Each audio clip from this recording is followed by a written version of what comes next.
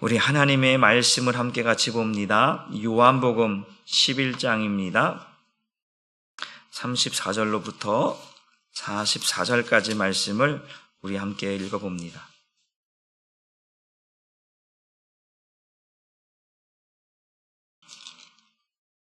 (34절로부터) 같이 우리 한 목소리로 읽습니다.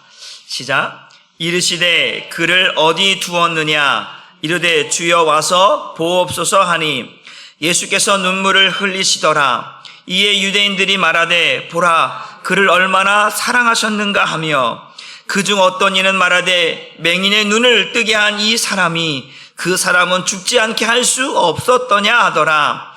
이에 예수께서 다시 속으로 비통히 여기시며 무덤에 가시니 무덤이 굴이라 돌로 막았거늘 예수께서 이르시되 돌을 옮겨 놓으라 하시니 그 죽은 자의 누이 마르다가 이르되 주여 죽은 지가 나흘이 되었음에 벌써 냄새가 나나이다. 예수께서 이르시되 내 말이 네가 믿으면 하나님의 영광을 보리라 하지 아니하였더냐 하시니 돌을 옮겨 놓으니 예수께서 눈을 들어 우러러 보시고 이르시되 아버지여 내 말을 들으신 것을 감사하나이다. 항상 내 말을 들으시는 줄을 내가 알았나이다. 그러나 이 말씀하옵는 것은 둘러선 무리를 위함이니 곧 아버지께서 나를 보내신 것을 그들로 믿게 하려 함이니이다. 이 말씀을 하시고 큰 소리로 나사로야 나오라 부르시니 죽은 자가 수족을 배로 동인 채로 나오는데 그 얼굴은 수건에 쌓였더라.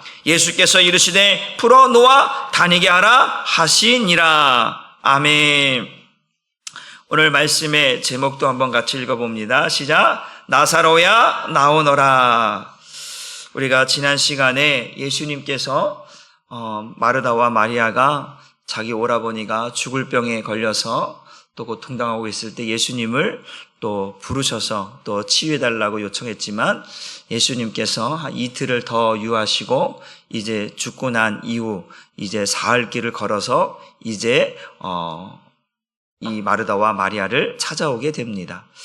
그러면서 이제 마르다가 말하기를 예수님이 일찍 오셨다라면 우리 오라버니가 살았을 것인데 예수님이 늦게 오셔서 이제 죽었습니다. 네, 그런 이야기를 했습니다. 그러면서 예수님은 제자들과 함께 이제 찾아왔을 때 예수님이 그런 말씀, 야, 우리 나사로 깨우러 가자. 나사로가 잠자고 있으니까 깨우러 가자라고 이제 이야기를 했습니다. 그리고 예수님은 말씀 그대로 잠자는 나사로를 깨우러 오셨습니다. 그리고 마르다와 함께 이야기할 때에 이제 마르다에게 이렇게 얘기합니다. 예수님이 일찍 오셨다면 죽지 않았을 것을 이야기했을 때 예수님께서 말씀하신 나는 부활이요 생명이니 나를 믿는 자는 죽어도 살겠다. 무릇 살아서 또 믿는 자는 영원히 죽지 아니하리라. 이런 말씀을 예수님께서 하셨습니다. 그랬을 때에 이제 또 마르다가 그러하이다. 주는 그리스도시요 세상에 오시는 하나님의 아들입니다 라고 하는 이런 고백을 하게 됩니다. 그래서 오늘 이 본문을 통해서 다시 한번 우리가 살펴보는 것은 지금 사건이 일어난 거죠. 나사로가 죽은 사건을 가지고 지금 예수님이 무엇을 나타내려고 하는 것인가 라고 하는 것이죠. 예수님께서 말씀하시기를 아버지의 이름, 아버지의 영광을 드러내게 할 뿐만 아니라 내가 하나님이 보내신 하나님의 아들이라고 하는 것을 드러내기 위해서 이 나사로의 죽음을 지금 예수님께서 지금 말씀하고 있다라고 하는 사실입니다. 그래서 오늘도 우리가 이 예수님께서 나는 부활이요 생명이라고 하는 이 말씀을 통해서 우리가 한번 다시 한번 살펴본 것은 이렇습니다. 한번 따라해 봅시다. 예수님 없이는 부활이 없습니다. 또 한번 예수님 없이는 생명이 없습니다. 그러니까 예수님이 나는 부활의 시작이다. 내가 생명의 시작이다. 나 없이는 부활도 없고 나 없이는 생명도 없다. 우리에게 생명을 부여하시는, 우리가 창세기 보면 그 남자와 여자를 지으시고 그 코에 생기를 불어넣으시는 분이 누구시죠? 하나님이시잖아요. 그러니까 하나님이 생명을 주지 않으면 어떤 누구도 그 생명은 존재할 수 있다 없다? 없다. 온 우주 만물의 자연 만물도, 들의 꽃도, 백화파도, 하늘에 나는 새도 하나님이 주시는 생명이 아니면 그 생명은 존재할 수가 있다 없다? 없다. 그러니까 오늘 특별히 우리 하나님께서 지으신 그 만물의 영장이라고 말하는 인간, 이 사람에게 하나님께서 오늘 우리에게 말씀하고 싶은 건 뭐냐면 부활이라고 하는 것을 우리에게 보여주려고 하는 거예요. 예수님의 부활이 어떠한 것인지, 다시 죽은 자가 다시 사는 것이 어떠한 것인지, 예수님의 죽음을 통해서 다시 산다라고 하는 것이 무엇인가를 이제 우리에게 보여주려고 나사로의 죽음을 통해서 다시 산다, 더 나아가서 예수님의 부활이 어떤 것인지 그들로 하여금 그 부활이 있음을 믿게 하려고 하는 것이 예수님께서 오늘 이 나사로의 이 죽음을 이야기하시고 또 나사로의 무덤에 찾아오셔서 오늘 본문에 나와 있는 것처럼 나사로를 깨우는, 나사로를 일으키는, 나사로를 그 무덤에서 나오게 하는 오늘 이 사건을 오늘 우리가 보도록 하겠습니다. 그래서 부활의 시작과 생명의 시작은 예수로부터 시작되는 줄 믿으시기를 주님의 이름으로 축복합니다. 그래서 예수님께서 네가 이것을 믿느냐라고 물어보는 거죠. 마르다에게. 나는 부활이요 생명인데 나는 지금 이 부활이라고 하는 것을, 죽은 자가 살아나는 것을 너에게 보여줄 수 있고 죽은 자가 생명을 다시 찾아서 움직일 수 있는 그러한 일을 할 수 있는 사람이 누구다? 나다. 이것을 네가 믿느냐라고 예수님께서 이제 마르다에게 묻는 것이죠. 여러분, 한 번도 경험해 보지 않은 것을 믿는다라고 하는 것은 쉬운 게 아닌 거죠. 우리는 이성이라고 하는 것이 있어서, 때로는 경험이라는 것이 있어서 이성이 이해가 되지 않으면, 또 경험된 것이 아니면 잘 안 믿으려고 하는 것이 인간의 모습이 본성입니다. 그래서 내가 본 것을 믿지 안 본 것을 믿는다, 이게 쉽지 않은 거예요. 그럼 우리가 성경에서 믿음을 얘기할 때, 믿음은 우리가 본 것을 믿느냐 보지 않는 것을 믿느냐, 진짜 믿음은 보지 않고도 믿는 거예요. 그렇잖아요. 우리가 시부에서 나와 있는 것처럼 믿음은 바라는 것들의 실상, 보이지 않는 것들의 증거고 바라는 것들의 실상이다. 마치 본 것처럼 믿는 것이 믿음이다라는 것. 너는 본 거로 믿느냐? 보지 않고 믿는 것이 진짜 믿음이라고 예수님께서 말씀하시죠. 그러니까 물론 예수님께서 여러 가지 이적과 기적을, 표적들을 보여주셨어요. 그런데 제가 그것이 믿음의 기준은 아니라고 말씀을 드렸어요. 믿음의 기준은 뭐라고 했어요? 말씀이라고 했습니다. 그 하나님의 말씀이 들려지고 믿어지는 것이, 그리고 그 말씀을 행하는 것이 진짜 믿음의 기본이고 기초라는 것이죠. 그러니까 오늘 예수님께서 이제 이 앞선 장에 보면 맹인을 눈뜨게 하는 사건이 있었잖아요. 그런데 오늘 두 가지 측면을, 예수님에 대한 두 가지 측면을 유대인들이 이야기하고 있어요. 그것이 뭐냐면 예수님이 이 마르다와 마리아가 그 오라버니의 무덤 앞에서 통곡하며 우는 것을 보신 거예요. 그리고 함께 왔던 유대인들도 함께 우는 것을 보시고 불쌍히 여기시고 긍휼히 여기시면서 그 앞에서 예수님도 눈물을 흘리셨다라고 말씀을 합니다. 그러니까 사람들이 그 예수님이 오늘 나사로를 많이 사랑하셨나 보다. 마르다와 마리아를 많이 아끼시는가 보다. 그래서 이렇게 눈물을 흘리시는구나. 이렇게 한 측면을 보는 사람이 있고, 또 어떤 사람들은 이렇게 보는 거죠. 정말 맹인을 눈뜨게 했다면, 그런 능력이 있다면 왜 나사로를 살리지 못했을까? 그런 능력이 있었으면 충분히 이 나사로를 살릴 수 있었을 텐데, 이것이 그 예수의 한계인가? 이런 측면으로 보는 거예요. 그래서 인간적인 예수, 어떤 예수요?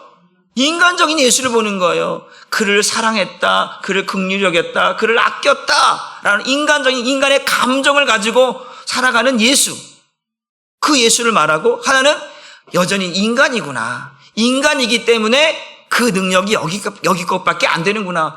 맹인의 눈을 뜨긴 하지만 죽은 자는 살릴 수가 없구나, 죽는 자는 살릴 수가 없구나, 그런 인간적인 예수만 바라보는 거예요. 그런데 우리가 성경을 읽으면서 우리가 유대인들이 바라보는, 지금 유대인들이 바라보는 예수의 관점이 아니라 우리의 관점은 어떤 관점이냐면 이런 거죠.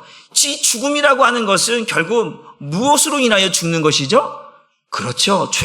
죄로 인하여 죽는 거예요. 그러면 이 죽음에서 살리는 이 예수님은 이 죄와 어떤 관계인가? 그러니까 죄가 없는 분이라는 거예요. 죄 위에 죄를 다스리는 분으로 계시다라고 하는 것을 우리는 볼 수 있어야 되는 것이고, 그 죄 위에 죄를 다스리는 분은 누구밖에 없어요? 하나님밖에 없다라는 거예요. 인간은 다 죄 아래에 있는 존재라는 거죠. 죄로 인하여 죽을 수밖에 없는 존재가 인간인데, 그 예수님은 죄를 다스리는 분으로 그 위에 계신 분. 그러니까 다시 말하면 예수는 하나님이라고 하는 사실을 우리가 보지 않고 인간적인 예수만 바라보며, 그 예수님이 우리를 그러니까 하나님은 사랑이시라 막 그러면서, 우리가 동성애 보면, 퀴어 축제도 보면 이 사람들이 뭐야? 야, 하나님은 사랑이시라고 해. 너희는 왜 우리 안 사랑하냐? 다 하나님은 사랑하신다는데 왜 예수 믿는 사람들이 이 동성애자들을 왜 사랑 안 하는 거야? 라고 그들은 말하거든요. 그러니까 뭘 보는 거예요? 인간적인 것만 보는 거예요. 인간적인 거. 육신적인 관점으로 보는 거예요.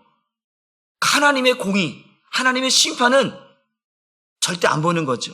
그러니까 교회 다니는 사람, 예수 믿는 사람, 하나님의 사랑이시라는데 막 사랑만 얘기해. 물론 중요하죠. 사랑은 모든 허다한 죄를 덮으니까. 그런데 그 사랑 안에는, 거기 안에는 반드시 공의도 있다라는 거예요. 믿으십니까? 그렇기 때문에 성경에도 말했잖아요. 하나님 에서는 사랑했고, 야곱은 사랑했고 에서는 뭐 했다? 미워했다라는 거예요. 하나님도 사랑하는 자가 있고 미워하는 자가 있다라고 성경이 기록하고 있거든요. 근데 그것을 가지고 우리가 칼빈의 오대교리 이야기하면서 이야기했죠. 그러나 그것은 우리가 관여할 수 있는 일이 아니다. 그건 하나님의 뜻이고 하나님의 의지이기 때문에 우리가 어떻게 할 수 없다라는 거예요. 우리가 보통 자녀들에게 너 이렇게 해 저렇게 하라고 말은 할 수 있죠. 어리니까 어쩔 수 없이 부모의 의지에 이렇게 하고 저렇게 하죠. 너 학원 가. 너 공부해. 그러니까 어쩔 수 없이 학원 가고 공부한단 말이에요. 그런데 이제 나이가 다 들고 너 공부해. 그럼 내 나이가 몇인데 지금 공부해요. 아버지, 내가 몇이 됐어요. 안 해요. 그거 하라고 해도 안 해. 이제 시켜도 안 해. 이게 이제 뭐 해야 되는 거예요? 이게 사람은요, 어떤 일에 있어서 내가 할 수 없어. 내 능력이 안 될 때는 어떤 힘에 의해서, 강압에 의해서 하게 되어 있어요. 그렇죠? 그러나 내가 어느 정도 능력이 있잖아요. 어느 정도 힘이 있잖아요. 그러면 어떤 내 육신의 것들을 발동해서 해야 할 것과 하지 말 것들을 자기가 커버하거나 거부하거나 그렇게 된단 말이죠. 그런데 오늘 보게 되어지면 인간이라고 하는 것이 바로 그래요. 그 죄에 대해서 우리가 나 죄 싫어, 나 죄에서 떠날래 라고 말할 수 있는 능력이 내게 없어요. 그건 어리거나 믿음이 좋은 사람이나 그 죄에 대해서 내가 어찌할 수 없는 거예요. 그 죄는요, 죄를 이기는 방법은 내게 있는 게 아니라 내 안에 있는 예수에게 있다라는 거예요. 믿으시기를 바랍니다. 내게는 죄를 이길 수 있는 능력이 내게는 없어요. 그래서 우리는 예수를 모시고 살아가는 거예요. 죄를 이기신, 사망을 이기신, 죽음을 이기신 그 예수를 우리가 모시고 살아가는 거예요. 그래서 세상을 이길 수 있는 믿음이 거기서부터 나온다. 그러니까 우리는 오늘 예수님이 말씀하고 계신 건 뭐냐면 그 죄를 이기시는 분, 하나님으로서 계시다라는 것을 우리는 성경을 통해서 볼 수 있어야 한다. 유대인들이 보는 관점, 인간적인 예수가 아니라 그가 하나님이고 그가 죄가 없음이고 그가 죄를 이길 수 있는, 사망을 이길 수 있는 분으로 존재하고 있음을 우리는 볼 수 있어야 되는 줄 믿으시기를 바랍니다. 그래서 예수님은 참 신이시면서 참 인간이시다. 오늘 이것을 보면서 예수님이 눈물을 흘리셨다라고 했잖아요. 예수님께서 마귀보면 그런 말씀하잖아요. 예수님께서 눈물을 흘리시기도 하시고 고통을 당하시기도 하잖아요. 그러니까 고통을 당하시기도 하시고 눈물을 흘리시다는 것은 뭐라는 거예요? 사람의 몸으로 오셨다라는 거예요. 그럼에도 불구하고 그는 누구시다? 하나님이시다. 신이시다. 하나님이시다라는 것이죠. 그가 말씀하시면 말씀대로 모든 것이 이루어지는 그분의 능력을 우리는 보게 된다라고 하는 사실입니다. 그러니까 우리는 성경을 보면서 이 두 가지 측면을 함께 볼 수 있어야 돼. 하나만 보면 안 돼요. 하나님만 보면 안 되고 하나님이시면서 인간의 몸으로 오신 예수를 함께 봐야 그가 이 땅에서 어떠한 모습으로 사역을 감당하셨는지를 보게 될 수 있는 줄 믿으시기를 바랍니다. 그래서 우리 한번 보게 되어지면 오늘 이제 이 유대인들이 예수님께 대해서 이해하는 거죠. 예수님, 그들을 많이 사랑하셨나 보다. 그리고 또 하나는, 야, 그 맹인을 고쳤다면 이 나사로도 살릴 수 있었을 텐데, 라고 하는. 근데 여러분, 우리가 하나님은 이런 거죠. 하나님은 이렇게 할 수도 있고, 이렇게 할 수도 있다라는 거예요. 그렇죠?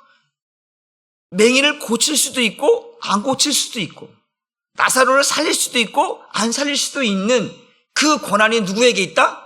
하나님께 있다. 그러니까 우리 입장에서는 인간적이에요. 감성적, 인간적 입장에서는 맹인도 고쳤다면 나사로도 고쳐야 되는 거 아니냐. 이렇게 사랑하셨는데, 그렇잖아요. 그런 인간적인 측면으로 가는 거예요. 그러나 그것은 전적인 하나님의 뜻에 달렸다. 우리가 칼빈 오데골이 이야기하면서 무조건적인 선택 이야기했죠. 하나님이 우리를 선택하실 때는 어떠한 조건이 없다라는 거예요. 하나님의 깊으신 뜻, 하나님의 절대 주권으로 결정하셨다라는 거예요. 그것처럼 예수님께서 맹인을 하나님께서 고치셨어요. 그 고친 것은 또 그 맹인이 누구라는 거예요? 그 맹인을 통해 볼 수 없는 자들로 하여금 보게 하시는 거죠. 하나님이 누구신가, 예수가 누구신가, 그 유대인들에게 보여주려고 이 맹인의 눈을 뜨게 하셨다고 말씀을 드렸어요. 그런데 지금 똑같은 거죠. 나사로가 죽었어. 나사로가 죽을 때까지 예수님 기다렸단 말이에요. 이틀을 더 유하시고 죽은 뒤에 나흘이 되어서 이제 가셨다고 이야기하고 있단 말이에요. 그런데 왜 그렇게 하셨는가? 이것도 똑같은 거예요. 볼 수 없는 자들에게 보게 하려고 이 맹인을 보게 하신 것처럼 하나님의 살아계심과 예수가 하나님이라는 사실, 예수가 누구라는 사실, 또 예수가 나중에 이제 부활이라고 하는 것을 믿게 하려고, 하나님의 영광을 드러내게 하려고 이 나사로의 죽음을 기다리셨다라고 지난 시간에 말씀을 드렸습니다. 그러니까 이 두 가지 모두는 할 수도 있고 하지 않을 수도 있고 전적인 하나님의 뜻이다. 하나님의 기쁘신 뜻이다. 하나님의 주권에 달려있다. 이것을 가지고 우리가 이랬으면 더 좋았을 것을, 이랬으면 더 좋았을 것. 그러니까 인간적인, 제가 지금 상황 윤리로 만들면 안 되는 거예요. 우리가 봤죠? 우리가 그렇잖아요. 예수라면 어떻게 하셨을까라고 하는 책이 있잖아요. 그 예수님이 어떻게 하셨을까라고 하는 어떤 상황을 만들거든요. 그러니까 우리는 긍정적인 측면에서는 너무 좋아요. 긍정적인 측면에서는. 그런데 내가 지금 예를 들어서 나쁜 행동을 했어. 하나님이 원치 않는 행동을 했어. 그래서 이제 이것을 깨닫고 돌아왔어요. 맞아, 탕자처럼 잘못을 했다가 돌아왔어. 그러면 되는 거거든요. 그런데 문제는 뭐냐면 그때 이렇게 안 하고 저렇게 했으면 어땠을까? 그 의미는 필요 없어요. 돌아온 사람에게는, 그쵸? 돌아온 사람에게 그 필요 없는 거예요. 돌아오지 않은 사람에게는 돌아오게 하기 위해서 그때 그렇게 했었으면 나는 어떻게 됐을까? 한번 생각해 볼 수 있겠죠. 이미 돌아온 자는 필요가 없어요. 돌아온 사람은 새 사람이 된 거거든요. 돌아오지 않은 사람은 그럴 필요가 있겠죠. 그럼 지금 한번 보겠습니다. 오늘 보게 되어지면 우리 요한복음 11장 한번 넘어갑니다. 11장 39절로 넘어가 볼게요. 우리는 인간은 보통 좋으면 하고 좋지 않으면, 하기 싫으면 안 하는 게 우리의 모습이죠. 여러분, 하기 싫은 거 억지로 하고 싶어요? 안 하고 싶죠? 내가 좋은 거는 하고 싶어, 안 하고 싶어요? 하고 싶어요. 이게 인간의 죄인의 모습이에요. 근데 하나님은, 예수님은 자기가 하고 싶어서 하는 거, 자기가 이건 좋은 거니까 하고 안 좋은 거니까 안 하는, 이게 아니에요. 하나님은 자신의 뜻을, 하나님의 기쁘신 뜻을 드러내기 위한 것이죠. 그래서 쉽게 말하면 이거예요. 뭐 어떤 거냐면, 내가 누구를 좋아서 살리고 싫어서 죽인다? 하나님은 이런 하나님은 아니라는 거예요. 그러니까 살리고 죽이는 것도 다 하나님의 선이다. 사람이 죽는 것도 하나님의 선으로 죽는 거예요. 이래서 죄를 범하였으면 하나님의 영광이 이르지 못한다. 육신된 사람이 반드시 죽는다. 모든 사람이 죄를 범하였으면 반드시 하나님의 영광이 이르지 못한다. 이것이 악일까요? 선일까요? 선이에요. 봐봐요. 육신대로 살면 반드시 죽어. 사람 육신대로 해가지고 죽었어. 하나님 법정에서 볼 때는 이게 악이에요? 선이에요? 선이라니까요.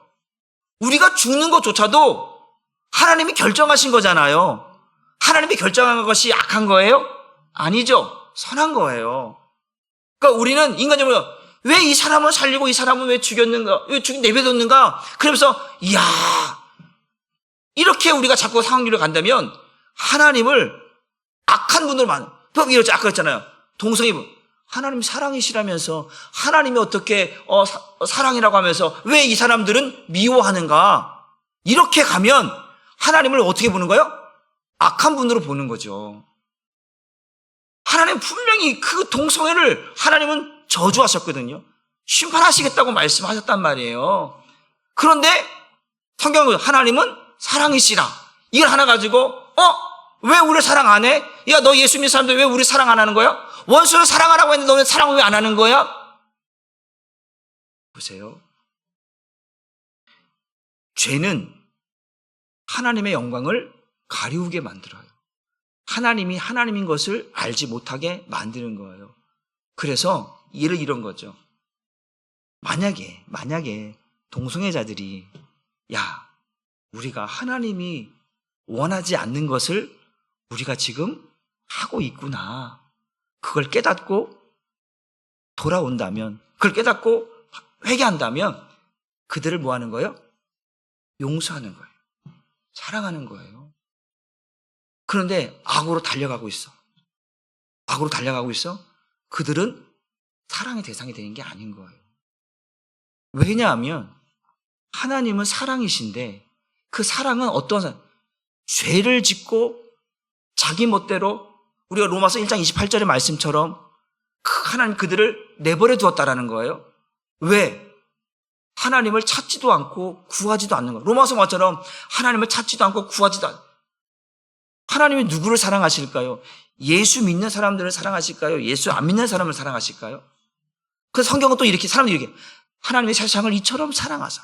그러니까 그들은 어떻게 보냐면 우리 모두를 다 사랑한다라는 거예요. 예수 믿는 사람도 사랑하고 예수 믿지 않는 사람도 사랑한다라는 거예요. 그러나 근본적으로 가게 되면 아까 것처럼 야곱은 사랑했고 에서는 미워했다고 했죠. 그게 뭐예요? 하나님께서는 사랑하는 자를 뭐 하시는 거예요? 구원하시는 거예요. 하나님이 택하신 자를 사랑하시고 사랑하신 자를 택하셔서 그래서 그들이 하나님의 뜻대로 살도록 하나님께서 이끌어 가시는 줄 믿으시기를 바랍니다. 그래서 하나님이 행하시는 모든 것들은 어떤 것이다? 선한 것이다. 악한 것이 없다라는 거예요. 예를 들어서 이런 거예요. 하나님께서 사울을 통해서 아말렉을 뭐 하라는 거예요? 진멸하라는 거예요. 진멸. 남녀노소 어린아이 상관없고 짐승까지도 다 뭐 하라는 거예요? 진멸하는. 이걸 보면 뭐예요? 하나님의 사랑이에요? 아니야. 하나님 이렇게 무서운 분이야? 야, 이 하나님 이렇게 진짜 지독하신 분이야? 어떻게 아이들을, 어떻게 노인들을, 어떻게 여자들을 그렇게 죽일 수가 있어? 야, 이거 기독교는 믿을 만한 종교가 안 되는구나. 이렇게 말할 수 있단 말이죠.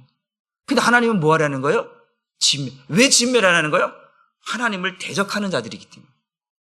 하나님을 무시하는 자들, 하나님의 영광을 가리우는 자들, 그들 향해서 성경은 뭐예요? 구약성경 보면 진멸하는 거예요. 그런데 신약성경에 와서 예수님이 오셨어요. 예수님이 오셨어. 그 예수님께서 오셔서 그러는 거예요. 원수를 뭐하라? 사랑하라. 근데 그 사랑을 무조건 그냥 하나님을 미워하고 하나님을 대적하는 사람도 사랑하라고 하는 그런 의미가 아니라는 걸 우리가 알아야 된다는 것이죠. 봐봐요. 지금 예를 들어서 사울이라고 하는 사람이 예수를 알기 전에는 우리가 그 당시에 스데반과 사울을 볼 때는 스데반은 정말 구원받는 사람이고 사울은 진짜 못된 놈이고 악한 놈이고 죽일 놈이야. 그렇게 볼 수밖에 없어. 그 상황 속을 보게 되면. 왜? 예수 믿는 사람들 잡아다 죽이는데 앞장섰으니까. 또 다메섹으로 가서 공문받다가 다메섹으로 가서 그 예수 믿는 사람 다 잡아다 거기 가두고 죽이려고 했던 사람이 사울이었거든요. 그런데 성경 그 장면만 보면 나눠져 있어. 그런데 결국은 뭐예요? 그 사울은 어떤 사람이냐면 하나님이 택한 사람이라는 거죠. 그런 거예요. 그러니까 하나님이 끝까지 하나님께 돌아오지 않는 자들은 하나님이 사랑하지 않는 거예요. 그래서 오늘 하나님이 이 일을 행하시면서 죽는 자와 죽지 않는 자 이 모든 어떤 사람은 죽는 것을 보면서도 예수님께 죽는 것을 보면서도 알고 계시면서도 일찍 가지 않으셨어요? 그 뭐예요? 하나님이 선하신 분이에요. 하나님이 하고 싶은 것을 하는 거. 이게 선이에요. 선은 예를 들어서 그런 거예요. 우리가 보면 윤리 도덕적으로 착한 일은 선이고 윤리 도덕에 잠깐 벗어난 것은 악한 것이고 죄라고 이야기하지만 하나님 예를 들어서 죽은 자를 살리시는 것은 선하게 볼 수 있지만 그거를 내버려 두는 것은 인간적으로 볼 때는 선이 아닐 수가 있단 말이에요. 인간적으로 볼 때는. 그러나 하나님 입장에서는 뭐다? 선이다라는 거예요. 왜 선이냐? 그건 하나님의 뜻이기 때문에 그런 거예요. 하나님의 뜻이 아닌 것은 아니에요. 하나님의 뜻이기 때문에 선한 것이고 그것을 오늘 하나님 예수님께서 이야기하시면서 뭘 얘기하냐? 예수님께서 하나님 앞에 기도하시잖아요. 기도하시면서 하는 내용들이 바로 그러한 내용인데 오늘 먼저 한번 우리 요한복음 11장 39절로 한번 넘어가 보도록 하겠습니다. 예수님께서 이제 오셨어요. 이제 마르다의 눈물을 흘리시면서 인간적인 모습도 그 인간의 죄로 인하여 죽어져가는 그 안타까움들을 보시면서 왜? 본인도 이제 그 육신을 입고 있기 때문에 그런 인간의 그 슬픔, 아픔들을 함께 나누는 거예요. 그러나 그것이 이제 그 모습으로 끝나는 거죠. 그것 때문에 우리가 가끔가다 그러잖아요. 장례식장에 가보면 부모를 잃고 가족을 잃으면 얼마나 슬퍼하고 얼마나 고통스럽고 얼마나 아프겠습니까? 한없이 눈물이 나죠. 그런데 우리가 예수 믿는 사람들이 그 죽음 앞에서 그 인간적인 측면에서는 한없이 눈물을 흘릴 수밖에 없어요. 그걸 이해 못한다? 그러면 안 되는 거예요. 이해해야 되는 거예요. 그런데 중요한 건 뭐냐면 오늘 예수님께서 우리에게 보여준 건 뭐냐면 그 죽음 때문에 그것 때문에 이 죽음 앞에 우리가 계속해서 그 고통과 아픔으로 인하여서 계속 낙심하거나 절망해서는 안 된다라는 거예요. 죽음은 잠깐인 거예요. 나도 죽어. 다 죽어요. 그런데 그것 때문에 어떤 사람들은 그러죠. 이제 아내가 죽었어. 그 아내가 죽으니까 나도 당신 따라갈래. 막 그러면서 인생을 포기하는 사람도 가끔 보면 있어. 자식이 죽으니까 나도 너 따라갈래. 더 이상 살 의미가 없어. 그래서 그렇게 하는 사람들 이게 뭐예요? 이게 귀신의 역사거든요. 이 죽음을 따라가려고 하는 게 이게 귀신의 역사인 거예요. 우리는 죽으려고 하는 게 아니라 살려고 해야 된다는 거예요. 예수님께서 왜 우리를 대신에 죽으셨습니까? 그 죽음을 이기게 하시려고 예수 생명 다시 살게 하시려고. 그래서 예수님이 지금 뭐예요? 나는 부활이다라고 얘기하죠. 부활이 뭐예요? 여러분 천국은 죽은 자가 가는 게 아니에요. 여러분 지옥도 죽은 자가 가는데 죽은 자가 가는 게 아니라 예수 생명으로 다시 산 자가 천국 가는 거예요. 믿으시길 바랍니다. 죽은 자가 천국 가는 게 아니라니까요. 예수 생명으로 다시 산 자가, 예수 생명, 부활 생명, 하나님의 생명으로 산 자가 천국 가는 거예요. 죽은 자가 가는 게 아니라. 그러니까 나는 부활이 뭐예요? 다시 사는 거잖아요. 죽은 게 아니라 다시 살아서 가는 것이 천국인 줄 믿으시길 바랍니다. 그래서 예수님께서 말씀하고 있는 거예요. 이 죽음 앞에서 막 주눅 들고 이 죽음이 나를 억압해서 이 죽음의 앞에 딱 묶여갖고 살아간 사람들은 그래서 이게 고통인 거죠. 이게 마귀가 역사하는 거거든요. 그러니까 예수님께서 사망 원세를 모았다는 거예요. 이기셨다라는 거예요. 그러니까 우리는 뭐예요? 그 사망 원세를 이기는 자가 되어야 될 줄 믿으시길 바랍니다. 그 사망을 예수님처럼 내가 죽었다가 다시 뭐 했다 알았다고요? 내가 예수와 함께 십자가에 죽고 다시 살았다라고 얘기하잖아요. 그러니까 우리는 살아야 되는 존재예요. 근데 마귀는 우리를 자꾸 죽음으로 내몰아요. 죽음으로. 이것이 마귀의 역사라는 거예요. 그러니까 우리가 어떤 죽음 앞에 우리가 예수 믿는 사람들이 죽었어요. 그러면 슬퍼하죠. 그 슬픔이 오래 가서는 안 된다라는 거예요. 그리워할 수 있죠. 그리워도 하지 못하라고 그러면 그 말도 안 되는 거죠. 아파요. 눈물 흘려 좋아요. 그런데 그것이 너무나 길어져 버리면 뭐가 역사한다? 마귀가 역사한다라는 거죠. 그러니까 우리는 슬픔 앞에 눈물을 예수님도 지금 나사로의 죽음과 마르다와 마리아의 눈물 앞에 인간적인 모습으로 눈물을 흘리시다는 거예요. 그런데 곧 뭐라는 거예요? 이제 우리에게 뭘 하는 거예요? 죽은 자가 살아난다. 부활이라고 하는 것을 다시 보여주기 위해서 이 눈물을 멈추게 하시는 거예요. 그래서 우리는 하나님 나라 가면 눈물이 있다 없다? 없다라는 거죠. 다시는 곡하는 소리나 그 눈물이 없다라는 거예요. 그러니까 우리는 잠깐은 눈물을 흘릴 수 있고 애통할 수 있지만 그것이 계속해서 지속돼서는 안 된다. 그래서 예수님께서 지금 이제 돌 무덤 앞으로 가셔서 하시는 말씀이 뭐예요? 돌을 옮겨 놓으라는 거예요. 그러니까 마르다가 뭐라는 거예요? 예수님이 지금 뭐라는 거예요? 잠자는 자를 뭐 한다고? 깨운다는 거잖아요. 나는 부활이다, 나는 생명이다. 무릇 나를 살아서 믿는 자는 죽지 않고 살아난다고 말씀하고 있는 거예요. 그런데 네가 이것을 믿느냐? 네, 믿습니다라고 분명히 마르다가 말했거든요. 그런데 예수님께서 돌을 옮겨 놓으라 하니까 마르다가 뭐라는 거예요 지금? 예수님, 지금 죽은 지가 사흘 됐습니다. 지금 썩은 내가 납니다. 시체 썩은 내가 나는데 돌 무덤은 왜 열려고 하십니까? 그건 뭐야? 조금 전에 예수님이 네가 이것을 믿느냐? 네! 주는 그리스도시요 하나님의 아들이십니다. 세상에 오시는 하나님의 아들을 제가 믿습니다 라고 말하지만 여러분, 우리의 믿음은요 어떤 믿음이 되었냐면 예수와 함께 죽지 않은 믿음은 언제든지 뭐 할 수 있다? 흔들릴 수 있다. 변질될 수 있다. 제가 여러분들에게 그런 말씀하죠. 나도 모르게 타락해져가는 나를 경계하라. 나도 모르게 하나님을 떠나 있는 나를 경계하라. 나도 모르게 변질되어져가는 나를 경계하라. 나도 모르게 마귀에게 쓰임받고 있는 나를 경계하라. 언제든지 그럴 수 있다는 거예요. 우리의 믿음은. 예수와 함께 죽지 않은 믿음은 언제든지 막 요동치는 거예요. 여러분, 베드로가 마태복음 16장 15절 16절에 야, 세상 사람들은 나를 누구라고 하느냐? 예, 뭐 엘리야다, 뭐 선지자다, 막 그런 막 얘기합니다. 그럼 너희는 나를 누구라 하느냐? 예, 주는 그리스도시요 살아계신 하나님의 아들입니다라고 베드로가 고백을 하잖아요. 그때 예수님께서 바요나 시몬아, 네가 복이 있도다. 이것을 알게 하는 것은 네가 아니라 하늘에 계신 내 아버지께서 너희로 알게 하겠다고 말씀하시잖아요. 칭찬받는단 말이에요. 예수님께 칭찬받으면 얼마나 좋아요. 칭찬받아서. 그래서 조금 넘어가고 뒤로 조금 넘어가면 뭐라고 하냐면 이제 예수님께서 십자가에 죽어야 한다고 하니까 베드로가 그냥 무슨 소리냐고 그냥 그러면 절대 안 돼. 그런 일은 절대 일어나지 않겠다고. 제가 죽는 한이 있어도 절대 그런 일이 없도록 내가 막겠다고 막 호언장담 막 하는 거예요. 그러니까 예수님께서 베드로 향해서 뭐라 해? 이 사탄아 그러는 거예요. 이 사탄아 내대로 물러가라는 거예요. 그러니까 봐봐요. 조금 전에는 주는 그리스도시요 살아계신 하나님이라고 말하는데 그 예수님께서 그런 믿음을 그 믿음이 뭐예요? 하나님이 알게 하지 않으면 그 믿음은 어떤 믿음이라는 거예요? 가짜라는 거죠. 그러니까 이것을 알게 한 것은 혈육이냐? 아니다. 누구냐? 하나님이다. 그런데 지금 하나님의 일을 내가 하고 있는데 내가 죽으러 왔는데 네가 내 하나님의 일들을 가로막아. 그럼 너는 누구의 일을 하는 거야? 사탄의 일을 한다라는 거죠.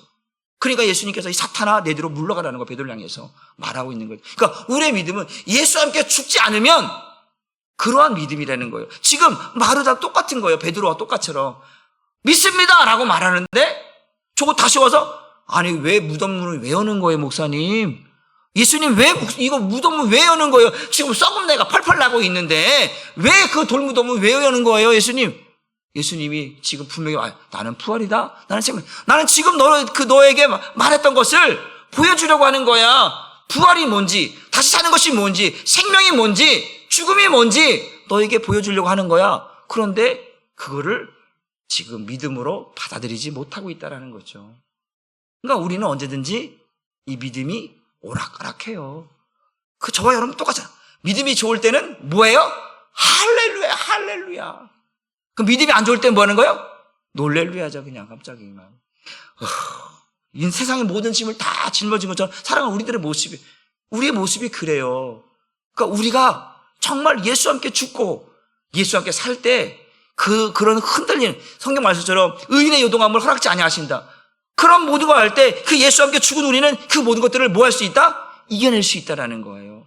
그래서 예수가 내 안에 있어야 되는 것인 줄 믿으시기를 주님의 이름으로 축복합니다. 그래서 우리 보게 되어지면 우리 요한복음 11장 25절 26절 말씀을 보면 이렇게 시작. 예수께서 이르시되 나는 부활이요 생명이니 나를 믿는 자는 죽어도 살겠다라고 말합니다. 여러분 마르다에게 아주 분명하고 확실하고 정확한 이 부활이 죽은 자가 어떻게 살아나는 것인지 즉 예수님께서 말씀하신 나는 부활이고 생명이 뭔 것인지를 직접 생생하게, 우리 어디 보면 무슨 체험? 생생체험? 뭐 그런 프로그램이 있더라고. 뭐 어디 가갖고 직접 몸으로 경험하는 그런 체험을 하는 거예요. 그래서 알게 하는 거예요. 몸으로 경험하게 하니까 이게 어떤 일인지, 이게 얼마나 힘든 일인지를 생생하게 자기가 몸으로 체험하는 그런 경험, 그런 TV가 있더라고요. 마찬가지예요. 지금 눈으로 아무리 말을 해도 못 알아들어. 그런데 앞에서 쭉 많은 것들을 유대인들에게 보여줬잖아요. 보여줬는데도 안 믿잖아요. 그래서 제가 말씀드려요. 그 보여주는 거, 그 표적과 이적이 믿음의 기준이 아니라고 말씀드렸어요. 그런데 오늘 왜 마르다에게는 이것들을 보여주냐? 하나님께서 사랑하는 자들에게는 이것이 어떤 것인지를 보여줘야 돼.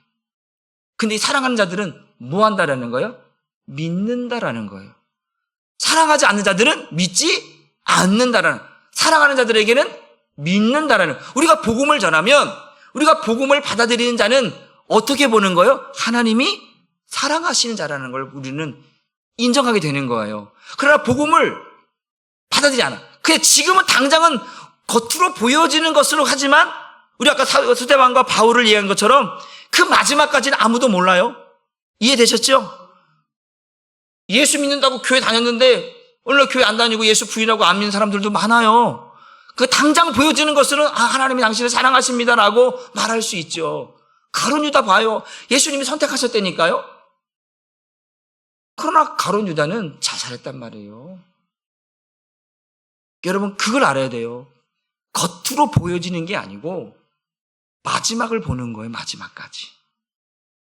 하나님이 그를 어떻게 부르시는지.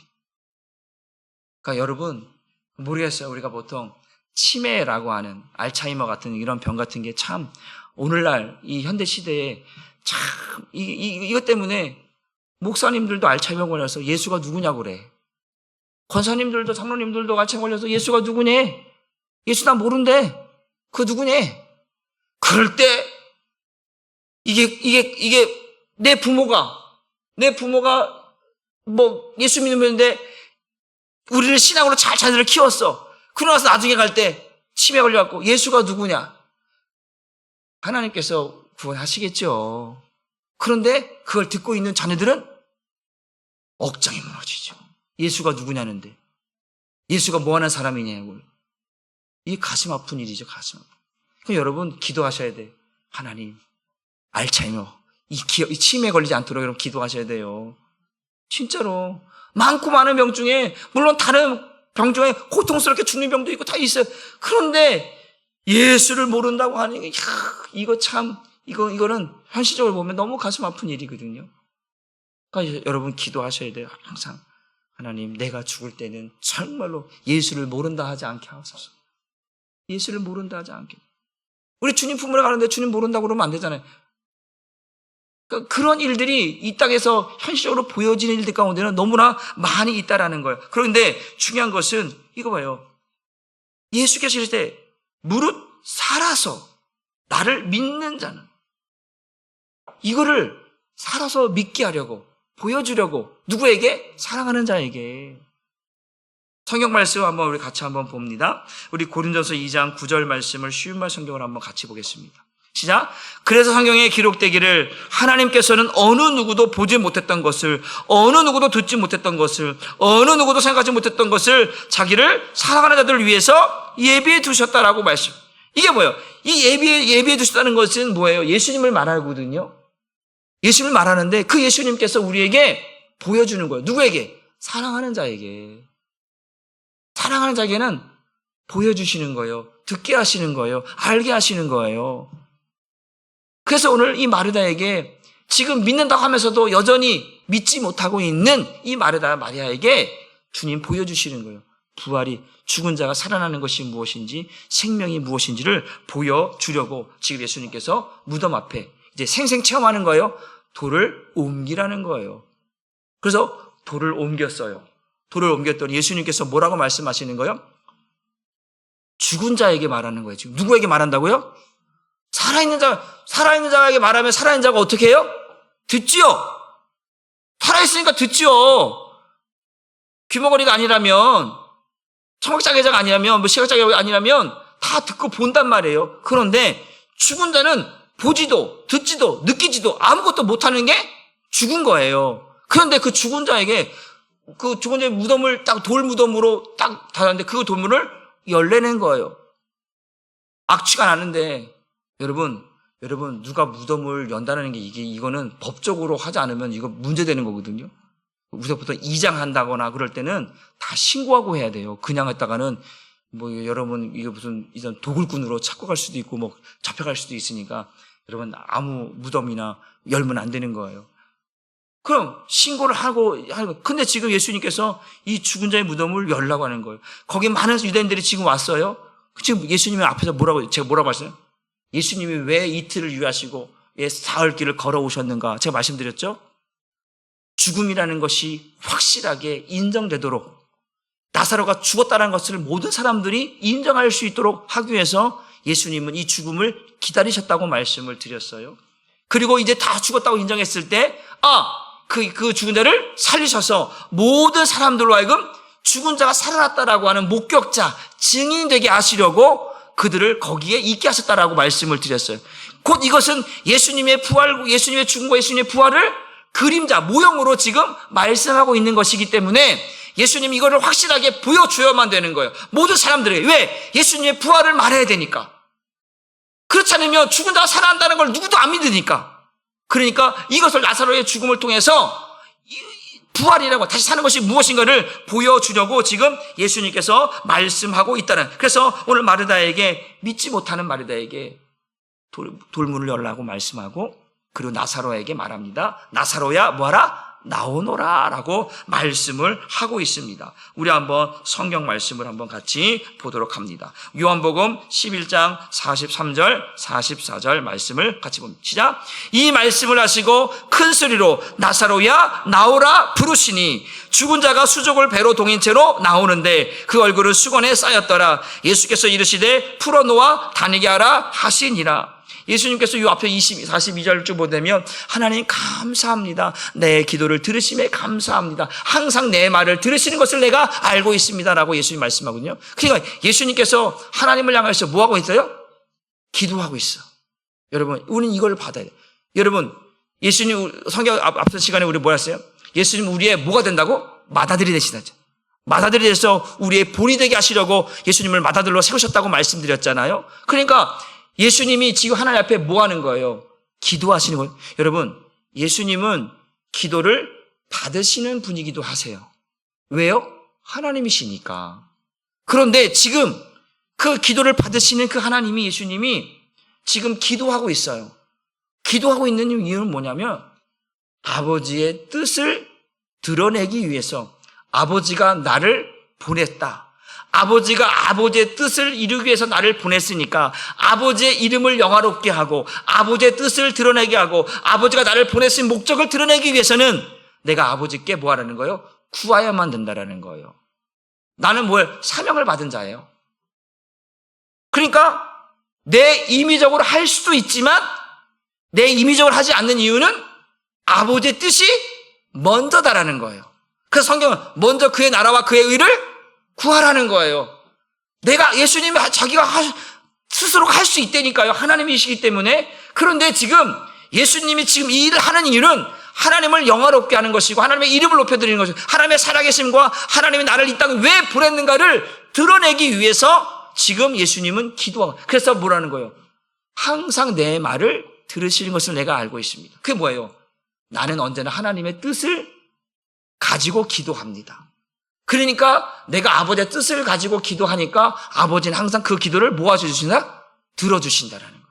여러분 기도하실 때 그렇게 기도해야 돼요. 제가 여러분들 말씀드렸어요. 기도할 때 말씀 붙들고 기도하라고 했어요. 그냥 막 허황되게 내 고집, 내 생각 막 그냥 질러대고 기도하는 게 아니라 아버지의 약속의 말씀을 붙들고 기도하시면 그 약속을 가지고 하나님 역사하신다라는 거예요. 그러니까 예수님은 그냥 기도하는 게 아니에요. 아버지의 말씀을 가지고 기도하고 있는 거예요. 아버지께서 나를 이렇게 보내셨으니까 그 뜻을 이루기 위해서 내가 지금 하나님 이 나사로를 살리려고 합니다. 아버지께서 아버지의 영광, 아버지가 살아계심과 아버지가 나를 왜 이 땅에 보내셨는가 내가 하나님의 아들인 것을 알려주기 위해서는 이 나사로를 죽은 자가 살릴 때에 하나님의 살아계심과 하나님 나를 보내신 것을 이 사람들이 이 무리들이 알게 될 것입니다. 그러니 들어주십시오. 라고 지금 예수님이 기도하고 있다는 거예요. 그러니까 여러분 예를 들어서 여러분의 사업장을 위해서, 여러분의 가정을 위해서, 여러분 자녀들을 위해서 기도할 때 아버지 이 사업장이 그냥 내가 잘 먹고 잘 살기 위해 돈 많이 벌기 위해서 아버지 좀 잘 되게 해주세요. 그냥 잘 되게 해달라고 하면 안 된다니까요. 아버지 내 자녀들이 좋은 배우자 만나고 좋은 직장 다니고 해달라고 했어요. 그럴 수 있죠. 그런데 그건 인간적으로만 하면 안 된다는 거예요. 거기 항상 아버지의 뜻이 있어야 돼. 아버지의 영광이 없이 나만 잘 되고 잘 먹고 살기 위해서 일을 이렇게 있어요. 아버지 요번에 이 사업장이 아버지 우리 자녀들이 아버지 내 건강이 회복되고 잘 되면 그때 하나님 하겠습니다. 너 사람의 마음은 언제 바뀔지 모른다니까요. 우리가 있잖아요. 하나 앞에 우리가 형제가 다툼했어. 싸웠어. 그래 그 예물 드리기 전에 뭐 하라는 거예요? 먼저 화해하고 오래죠. 똑같아요. 먼저 그의 나라와 그의 일을 구하라. 전에 어떤 안수 집사님이 사업을 하려고 하는데 미천이 없어, 미천이. 뭐 사업을 하려니까 너무 힘들죠. 그때 이제 저 코로나 때니까 이거는 사업을 하자니 망하는 것 같은 거죠. 코로나인데 뭐 장사도 안 되고 다 아주 도산나고 있는데 그런데 하나님 앞에 탁 그런 거예요. 없는 돈 끄집어갖고 하나님 앞에 드렸대요. 하나님, 내가 있는 거 없는 거 하나님 앞에 다 드립니다. 이제 나의 시작과 나의 마무리는 하나님밖에 없습니다. 하나님이 나의 시작이고 하나님이 나의 마무리입니다. 그러니까 그걸 놓고 이제 다 결심하고 하나님 앞에 드렸어요. 그런데 코로나가 마침 이제 그거 드릴 때죠. 끝나버린 거예요. 계속 될 줄 알았는데 끝나버린 거예요. 그런데 그 끝나고 나니까 사람들이 이제 밖으로 막 나오기 시작하는 거죠, 이제. 전에는 막 그냥 이 실내에서만 이 안에 살잖아요. 그러니까 사람들 숨 쉬고 밖으로 나오는 거예요. 사업이 대박이 났어요, 대박이. 하나님 앞에 드렸더니 그랬다라는 거예요. 여러분 보고 돈 내라고 하는 게 아니고 제가 말씀드리는 건 뭐냐면 지금 뭐예요? 하나님 앞에 내 것을 막 구하는 게 아니고 먼저 그의 나라와 그 일을 구하라는. 이거 보세요. 아버지가 항상 내 말을 듣고 있음을 내가 보고 있고 듣고 있고 알고 있습니다. 나는 아버지의 뜻을 항상 구하고 있습니다. 찾고 있습니다. 바라보고 있습니다.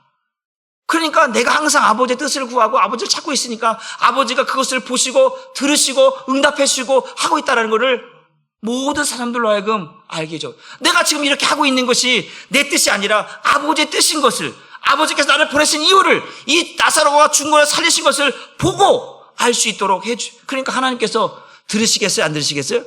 들으시는 거죠. 그러니까 예수님께서 말씀한 돌을 옮겨 놓으라는 거예요. 이제. 기도하시고 나서 돌을 옮겨 놓으라는 거예요. 동경 오더니 이제 나사로에게 말하는 거예요. 나사로야 나오너라. 여러분, 죽은 자에게 말할 수 있는 분은, 죽은 자에게 말은 걸 수 있어요. 그쵸? 우리가 장례식 가면 아버지 어머니 하고 이렇게 말을 걸 수 있어요. 근데 죽은 자는 반응이 없어. 듣지도 못하고 말하지도 못하고 아무런 느끼지도 않아. 그런데 오늘 예수님이 그 죽은 자에게 이미 죽어서 사흘이 지났고 정말 수족으로 동동 메어 있고 그래서 썩은 내가 나는, 악취가 나는 그런 상태에 나사로에게 말하는 거야. 나사로야 나오너라. 지금 누구 이게 나사로 나오나, 이 음성이 누구의 음성이에요? 하나님의 음성인 거예요. 인간 예수의 음성이 아니라 하나님의 음성인 거예요. 죽은 자에게 말할 수 있고 죽은 자가 들을 수 있는 음성은 지난번에 요한복음 5장 25절의 말씀처럼 하나님의 아들의 음성을 들을 때가 오나니 곧 이때라. 들은 자가 살아나리라. 죽은 자가 살아나리라고 말씀드렸거든요. 그러니까 죽은 자가 살아나고 죽은 자가 들을 수 있는 음성은 사람의 음성이 아니라 하나님의 음성밖에 없다라는 거예요. 그 하나님의 음성, 지금 예수님께서 하나님의 음성으로 나사로야 나오라고 말씀하고 있다라고 하는 사실입니다. 우리 성경 말씀 에스겔서 37장 13절 말씀에 이런 말씀이 있습니다. 같이 한번 읽어보면 시작. 내 백성들아, 내가 너희 무덤을 열고 너희로 거기에서 나오게 한즉 너희는 내가 여호와인 줄 알리라. 무덤을 열 수 있고 무덤에서 나오게 하고 그 정말로 에스겔 골짜기에 마른 뼈들을 살게 하시는 그런 그 분은 누구밖에 없다? 하나님밖에 없다라는 거예요. 죽은 자에게 말씀하고 그 죽은 자가 그 말씀을 듣고 움직일 수 있는 것은 하나님의 음성밖에 없다라는 거예요. 예수가 누구라는 거예요? 하나님이시라는 거예요. 그가 하나님이 보내신 하나님의 아들이라는 사실을 지금 말하고 있다라는 거예요. 여러분, 이게 왜 중요하느냐? 지금 이를 마르다와 마리아에게 이 죽은 자가 살아나는 걸 통해서 이제 자신이 곧 죽는다라는 걸 보여주는 거예요. 내가 죽고 내가 다시 산다라고 하는 거예요. 그래서 나는 부활이고 나는 생명이다. 나는 죽고 다시 산다. 하나님의 생명 산다라고 하는 것을 보여주는 것이죠. 그래서 나사로에게는 부활이라고 말하지 않아요. 죽었다가 살아났다라고 말하는 거죠. 제가 지난주에 말씀드렸죠. 부활 생명은 한 번 죽고 다시 죽지 않는 거예요. 이해되셨죠? 그래서 죽은 자가 다시 살아나는 부활의 그림자로서 이 나사로의 죽음을 이야기하고 있는 것이지 그 나사로가 부활된 몸은 아니라는 것이죠. 그 부활의 첫 열매가 누군 거죠? 잠자는 자의 첫 열매가 예수님이라는 거죠. 그러니까 우리는 예수님을 부활 첫 열매, 잠자는 자의 첫 열매라고 우리가 말씀하고 있습니다. 우리 한번 따라합시다. 죽음도 예수님을 이길 수 없습니다. 한번 더 봐. 예수님이 부활이고 생명의 시작입니다. 오늘 죽은 자를 살리셔서 나사로야 나오너라 말씀하셨을 때 모든 사람들이 보았어요? 목격했어요? 증인했어요? 여러분, 이제 이것이 숨길 수 있는 일이냐? 그럴 수 없다라는 거예요. 여러분, 우리가 부활의 증인은요, 숨길 수도 감출 수도 없어요. 베드로가 이제 우리 1조가 둘째 날 선거했을 때 우리가 뭐 했어요? 안진병이 일으킨 사건 했었잖아요. 그 사건으로 인해서 베드로와 요한이 붙잡혀 가잖아요. 공에 붙잡혀 가잖아요. 그러고서 몽둥이로 맞고 욕을 엄청나게 얻어먹고 그러고 나서 나올 때 뭐래요? 니네들 다시 말하는데 한 번만이라도 예수 이름을 말하거나 예수 이름으로 가르치거나 하면 니네 가만히 안 둬. 그러고 쫓겨났거든요. 그때 나올 때 베드로가 뭐래요? 야, 우리가 보고 들은 게 예수 부활이밖에 없는데 그 예수님 다시 살아나는 것을 우리가 보고 우리가 경험했는데 어떻게 그걸 안 말할 수 있냐? 너 같으면 그럴 수 있어? 우리는 예수 말하며 살 거야. 예수 가르치며 살 거야. 이게 내가 살아가는 방법이야 라고 베드로가 고백했던 것처럼 여러분 부활의 증인은요 본 것을 말할 수밖에 없는 거예요. 우리 예수 믿잖아요. 여러분 단순히 예수 믿는 게 그냥 나만 믿으면 끝나는 게 아니라 내가 만난 예수, 그 부활하신 예수님을 내가 만났으니까, 내가 경험했으니까 그걸 말하니 그게 증인이에요. 나 혼자 그냥 예수 믿는 게 증인이 아니에요. 그 예수를 말하고 예수를 전하고 예수를 나타나는 것이 증인인 줄 믿으시길 바랍니다. 오늘 여기에 모여있는 모든 사람들이 마르다와 마리아와 함께 위로했던 그 모든 사람들이 그 나사로의 죽음을 분명히 알았단 말이야. 보았어. 경험했어. 썩은 데가 나. 돌무더기에 갇혔어. 근데 그 예수님이 나사로에 나오라니까 수족을 동인 채로 이러고 나와. 그리고 예수님이 뭐래요? 야, 풀어놔. 걸어다니게. 이야, 썩은 데가 나고 악천하고 죽은 자가 걸어다니고 있는 거예요.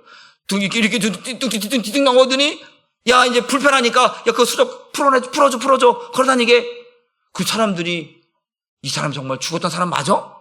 진짜 죽었는데 어떻게 움직여? 야, 죽은 자가 어떻게 들어? 어떻게 걸어다녀? 이거 말도 이야, 진짜 하나님의 이게 증인인 거예요. 이제 그들이 어디서 왔다 그랬어요? 그 무리들이 예루살렘에서 왔다 그랬죠. 예루살렘. 근데 다시 어디로 돌아갈 거예요? 예루살렘 돌아가는 거예요. 그래서 그들이 뭐 되는 거예요? 목격자가 되는 거예요. 증인이 되는 거예요. 여러분, 참 희한한 게 뭐냐면요. 이게 어떤 한 사람을 타깃을 정해. 야, 이 사람한테 말을 툭 던져놓으면 이 사람이 알아서 다 말하고 다녀.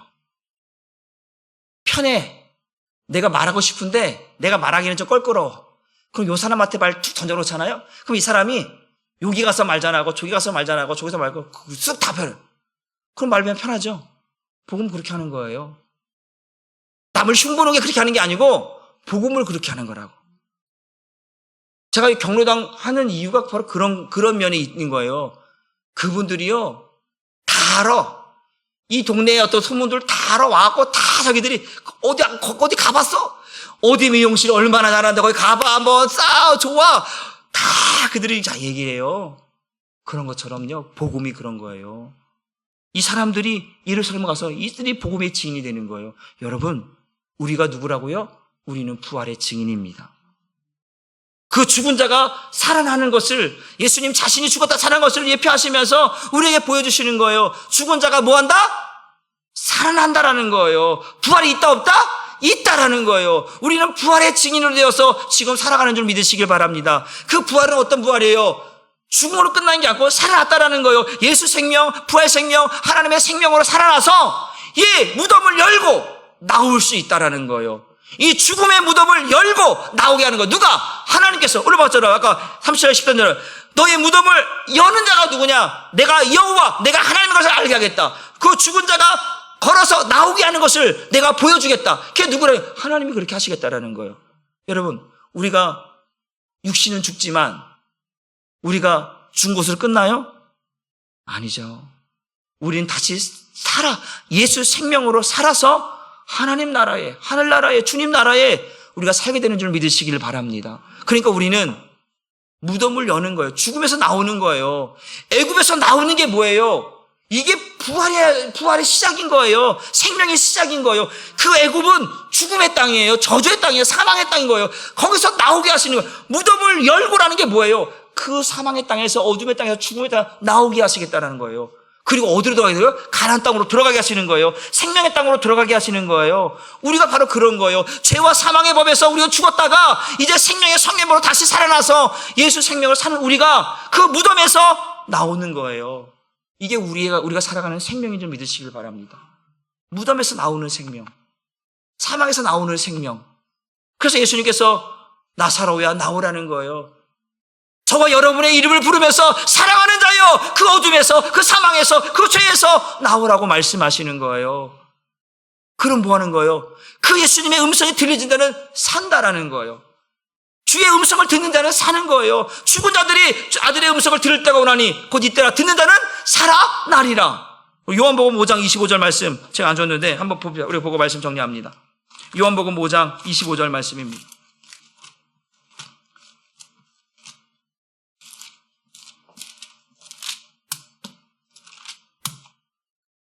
예, 요한복음 5장 25절 맞죠? 25절 한번 같이 해보세요. 시작. 진실로 진실로 너에게 이르노니 죽은 자들이 하나님의 아들의 음성을 들을 때가 오나니 곧 이때라 듣는 자는 살아나. 지금 이거 요한복음 5장이잖아요. 지금 우리 몇 장 보고 있어요? 11장 보고 있죠. 예수님께서 지금 뭐라고요? 죽은 자들이 아들의 음성을 들을 때 뭐 한다고요? 누가 살아났어요 지금? 나서 살아났다니까요.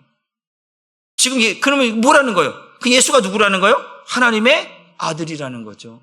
예수님 이미 말씀하셨다니까요.